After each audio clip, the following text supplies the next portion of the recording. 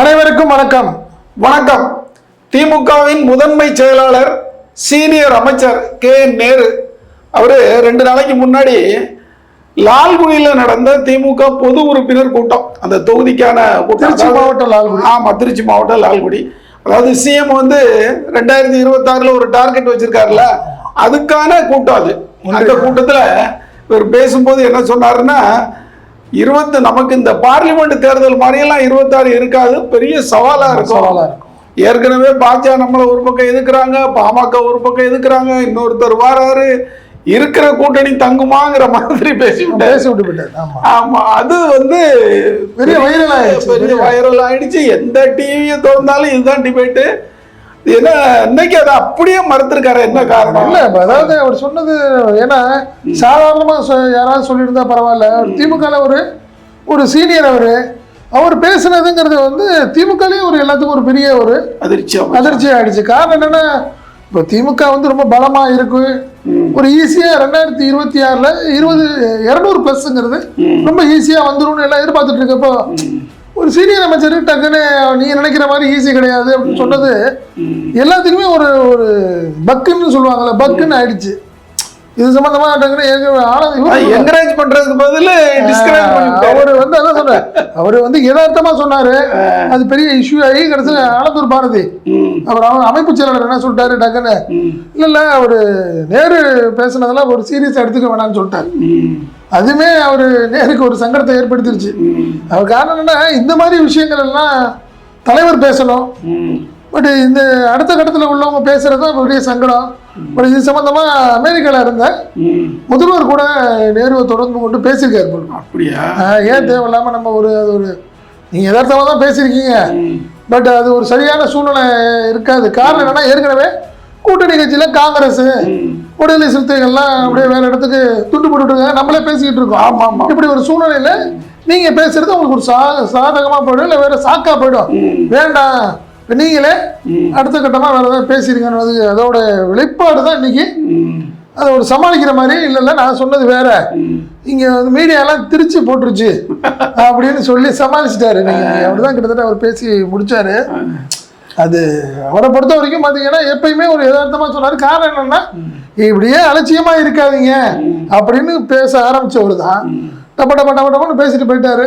அதோட தான் இன்னைக்கு அவரே இன்னைக்கு என்ன சொல்றாரு, நீங்க என்னை போட்டு குழப்பாதீங்கயா, உங்களுக்கு தீனி நான் கிடையாது, அதனால அதெல்லாம் கிடையாது, நான் இப்படி சொல்லல, கூட்டணி ரொம்ப ஸ்ட்ராங்கா இருக்கு, நாங்க ரொம்ப மற்றபடி கூட்டணியை பத்தி பேச வேண்டியது தலைவர் தான் அப்படின்னு ஒரு பெரிய முற்றுப்புள்ளியை வச்சுட்டாரு. அப்புறம் 26 காங்கிரஸ் கூட திமுக கூட்டணியில இருந்து விலகிருங்கிற மாதிரி நம்மளும் ஒரு தடவை பேசிடுறோம். ஆமா, நீங்க விஜய் கிட்டத்தட்ட ஒரு பெரிய கணக்கு போட்டு தான் வர விஜயும் காங்கிரஸும் ஒரு அணியில வருங்கிற மாதிரி நம்ம வாய்ப்புகள் பேசியிருந்தோம்.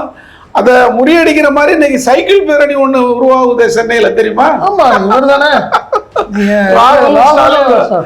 அது இப்படி ஒரு கருத்து பரவுறது சிஎம் வரைக்கும் தெரிஞ்சு, அதை மறுக்கிறதுக்கு தான் இப்ப சைக்கிள் ஓட்ட போறாங்க. 2 பேரும் சேர்ந்து போறாங்க. ஆமா ஆமா, நல்ல விஷயம் தான். அது காங்கிரஸ் எந்த பிரிவினையும் இல்ல, நாங்க பாருங்க ஒன்னா சைக்கிள் ஓட்டுறோம்.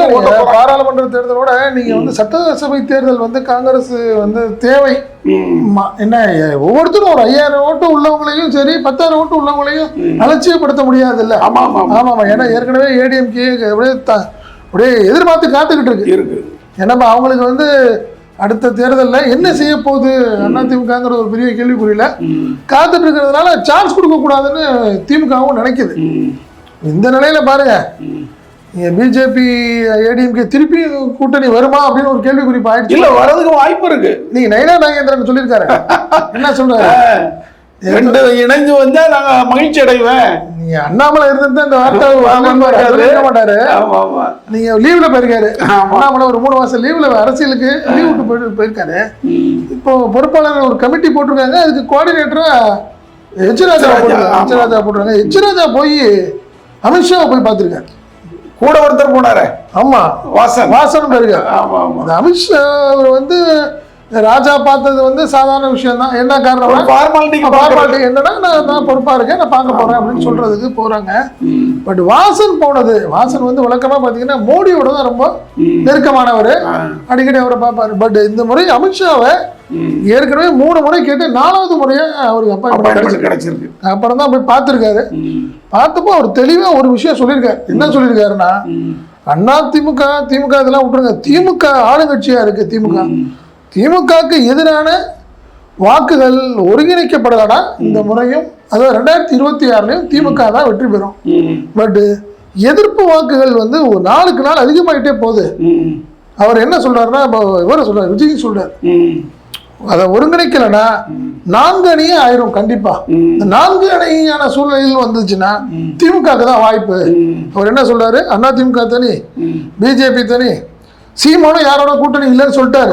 இப்ப விஜய் அவர் வந்துட்டார். இப்போ 4 முறை போட்டி, அதாவது எதிர்ப்பாவே தமிழ்நாட்டுல வந்து 26ல 5 முறை போட்டி, திமுகவை சேர்த்து திமுக இல்லாம 4 அணி, திமுகவை எதிர்க்கக்கூடிய 4 அணி.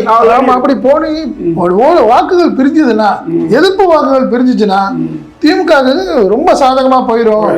அதனால அப்படி ஒரு வாய்ப்பை கொடுத்துடாதீங்க தயவு செய்து. அண்ணாமலை இருக்கிற அவர் என்ன, அண்ணாமலை இருந்தாருன்னா அவர் பேச முடியாது. அண்ணாமலை இல்லாத நேரத்தில் நான் வந்து உங்கள்கிட்ட சொல்லிட்டு போறேன், நீங்க திருப்பியும் அதிமுகவோட ஒரு கூட்டணிக்கான வாய்ப்புகளை நீங்க உருவாக்குங்க அப்படிங்கிற ஒரு வார்த்தையை போய் சொல்லிட்டு வந்திருக்காரு வாசன். பட் அமித்ஷா இந்த அளவுக்கு முடிவெடுக்க போறாரு, ஏன்னா அவர் வந்து மட்டும் எடுக்க முடியாது, ஒரு மோடிட்ட பேசி ஆகணும். ஏன்னா அப்பதானே நீங்க அண்ணாமலையை கன்வின்ஸ் பண்ணி ஆக முடியும். ஏன்னா அண்ணாமலை தான் அந்த தட்டார் கூடாது பேசக்கூடிய ஆளாச்சு. அவர் வந்து மாற்று, அதாவது திராவிட கட்சிகளுக்கு மாற்று அரசியல் தானே அவருடைய பேச்சா இருக்கு.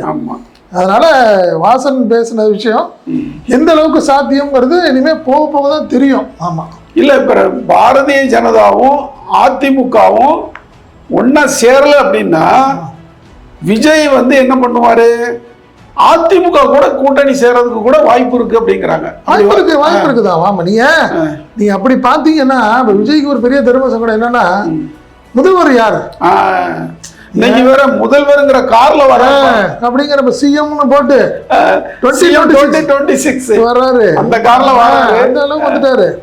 நீங்க எடப்பாடிக்கு வந்து முதல்வர் ஆக்கிறதுக்கு விஜய் பிரச்சாரம் பண்ணுவாரா? பிரச்சாரம் பண்ணணும், அது ஒரு சூழ்நிலைகள்லாம் இருக்கு. நீங்க இப்ப நீங்க அதே மாதிரி காங்கிரஸை பொறுத்த வரைக்கும் நீங்க முதல்வர் வேட்பாளர் அதுல இல்ல. அதனால அதே மாதிரி நீங்க பாத்தீங்கன்னா விடுதலை சிறுத்தைகள் அவங்க எல்லாம் ஒரு அணிக்கு சேர்றதுக்கு வாய்ப்பு இருக்கு. நீங்க முதல்வர் அணிங்கிற மாதிரி முதல்வர்னு இருக்கிறதுல ஏடிஎம்கே எப்படி விட்டு கொடுக்கும். ஸோ அதனால அதிமுகவும் விஜயோட சேர்றதுக்கான வாய்ப்புகள் மிக மிக குறைவு. ஆனா திமுக உள்ள சில கட்சிகள் விஜய் பக்கம் போறதுக்கான வாய்ப்புகள் அதிகம், அதுல ஒன்றும் மாற்றுகிறது இல்லை. ஆமா, அதனால திமுக வந்து இந்த முறை முதல்வர் அமெரிக்கா பயணம் முடிச்சதுக்கு அப்புறம் அவரு ஏற்கனவே தேர்தல் வேலைகளை ஆரம்பிச்சிருவாரு, மாற்றம் இல்லை. பட் விஜய் வந்து தனியா ஒரு அணி அமைக்க போறாரு, அமைச்சுதான் ஆகணும். அவரு அமைக்க வேண்டிய கட்டாயத்தில் இருக்கு. ஆமா, கண்டிப்பா பிஜேபியோட போக மாட்டாரு, என்ன. சோ பட் யாரோ ஒருத்தர் கொடுத்த உத்தரவாதத்தின் அடிப்படையில தான் அவர் நடந்துகிட்டு இருக்காரு. அது யாருங்கிறத போக போக தான் நம்ம ஒவ்வொருத்தரும் ஒரு ஆர்வம் சொல்றாங்க. நம்ம காங்கிரஸ் சொல்றோம், திருமாவளவன் சொல்றோம் நம்ம. ஆனா யாரோ ஒருத்தர் இருக்காரு, அவங்க அவருக்கு பேக்கிங்ல இருக்காங்க. அது கிட்டத்தட்ட ஜனவரிக்கு அப்புறம் தான் அது தெரிய வரும். அதுதான் உண்மை. இது போன்ற அரசியல் நிகழ்வுகளை உடனுக்குடன் தெரிந்து கொள்ள ஈ-தமிழ் நியூஸுடன் இணைந்திருங்கள். நான் உங்கள் தாஸ். நான் செந்தில்வேல்.